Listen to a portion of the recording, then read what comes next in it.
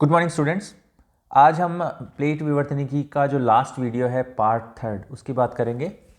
पिछली क्लास में हमने अपसारी, अभिसारी और रूपांतरित सीमाओं के बारे में बात की थी। आज इस क्लास में हम देखेंगे उनको एक साथ, उन तीनों को कंपेयर करेंगे और उनके सहारे घटित विभिन्न जो घटनाएं हैं उनके बारे में बात करेंगे।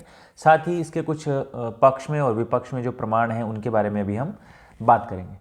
तो स्टार्ट करते हैं अपसारी सीमा और संबंधित भूगर्भिक घटनाओं की, कि अपसारी सीमा जो है वहाँ पे किस प्रकार की आपको घटनाएं देखने को मिलती है। तो आप देखोगे कि अपसारी सीमाएं जहाँ होती हैं, मतलब जहाँ पे दो प्लेट्स एक दूसरे से दूर हटती हैं, वहाँ पर आपको सामान्य भ्रंशन और रूपांतरित भ्रंश देखने को मिलते हैं। इसके अलावा वहाँ पे कटक निर्माण होता है या रिज निर्माण होता है, जिसका एग्जाम्पल आप देख सकते हो कि मध्य जो महासागरीय कटक हैं वो सारे अपसारी सीमाओं के किनारे बने हैं।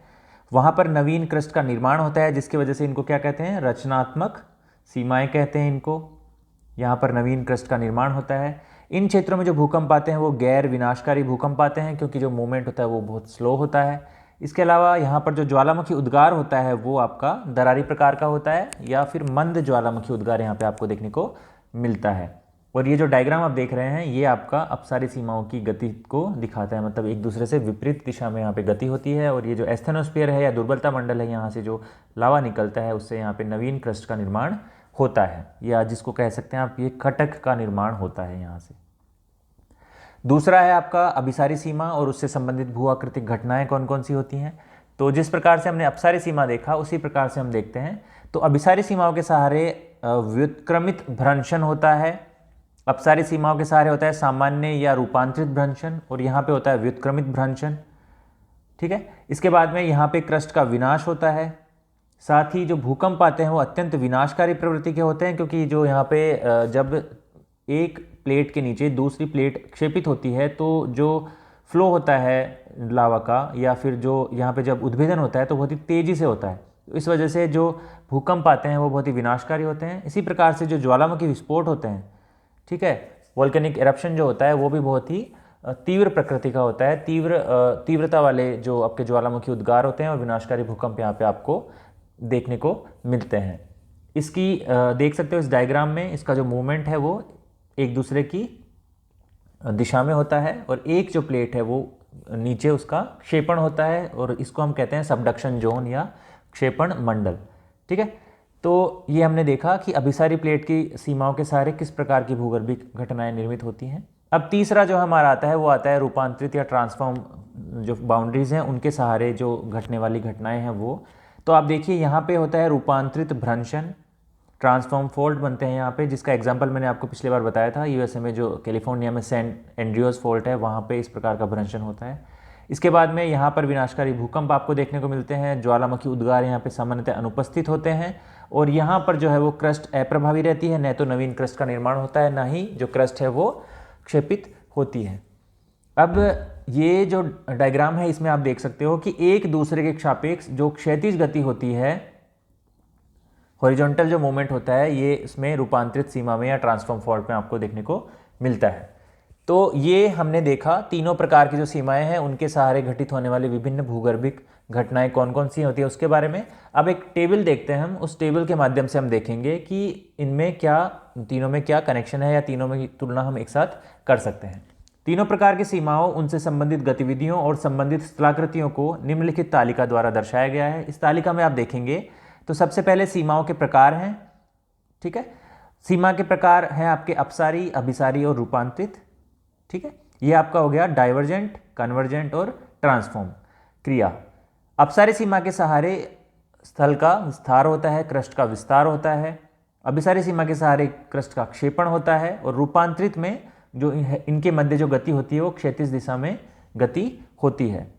प्रभाव की बात करेंगे तो अपसारी सीमा में जो है महासागरीय क्रस्ट का निर्माण होता है, इसलिए इनको कहते हैं रचनात्मक सीमा। अभिसारी सीमा अर्थात इसका मैं डायरेक्शन भी बता देता हूँ, अपसारी में एक दूसरे के विपरीत दिशा में होगा, अभिसारी में एक दूसरे के तरफ होगा, और इसमें होगा आपका एक दूसरे के सापेक्ष गति क्षैतिज रूप से। तो अपसारी सीमा रचनात्मक सीमा है, अभिसारी सीमा विनाशी सीमा है, क्योंकि यहाँ पर महासागरीय क्रस्ट का विनाश होता है, और रूपांतरित में न तो क्षय होता है न ही निर्माण होता है, इसलिए इसको बोलते हैं संरक्षी या कंजर्वेटिव। ठीक है। निर्मित स्थलाकृति, अपसारी सीमा में आपको देखने को मिलेगा रिज और रिफ्ट, घाटियाँ और कटक।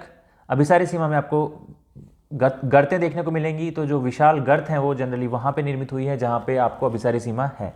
और रूपांतरित में सामान्यतः कोई विशेष स्थलाकृति आपको देखने को नहीं मिलती। ज्वालामुखी क्रिया अपसारी और अभिसारी क्रिया जहाँ पर प्लेट्स होती हैं वहाँ पे देखने को मिलती है, और रूपांतरित जहाँ पे प्लेट्स हैं वहाँ पे सामान्यतः आपको ज्वालामुखी क्रिया या भूकंपी क्रिया अति ज़्यादा एरिया में आपको देखने को नहीं मिलती। तो ये टेबल के माध्यम से हमने इनको तीनों को कंपेयर किया।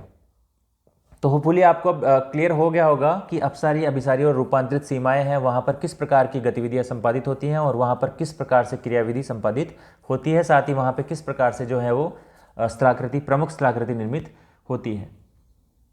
अब हम बात करते हैं कि प्लेट विवर्तनिकी के पक्ष में कौन कौन से तर्क हैं, क्योंकि एग्जाम में कई बार पूछा जाता है कि प्लेट विवर्तनिकी की आलोचनात्मक व्याख्या करो तथा इसके पक्ष और विपक्ष में प्रमाण प्रस्तुत करो।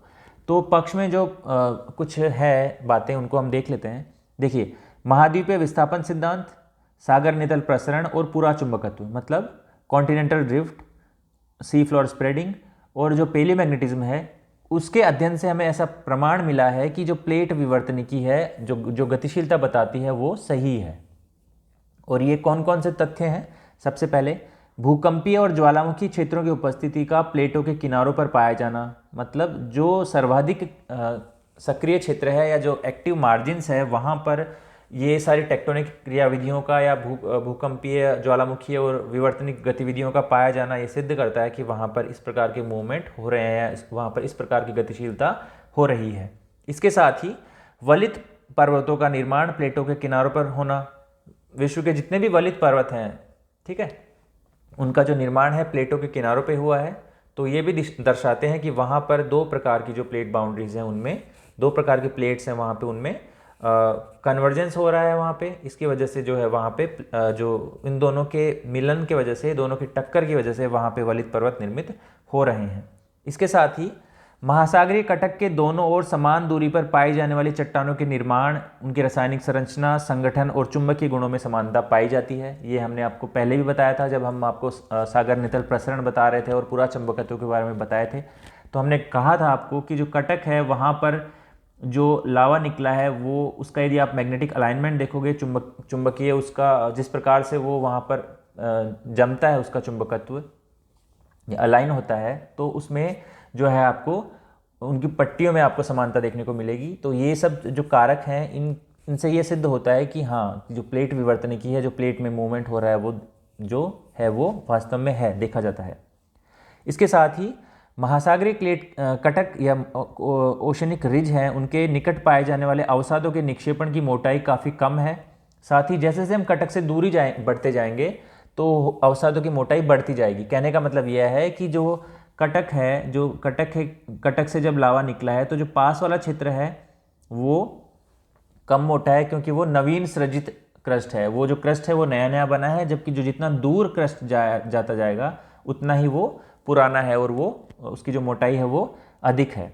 इसके साथ ही जो चुंबकीय क्षेत्र का व्युत्क्रमण है या मैग्नेटिक रिवर्सल है, वो भी ये सिद्ध करता है कि जो प्लेट विवर्तनिकी है वो वास्तव में ऐसी प्लेट्स में मूवमेंट होता है या प्लेटें गतिशील हैं।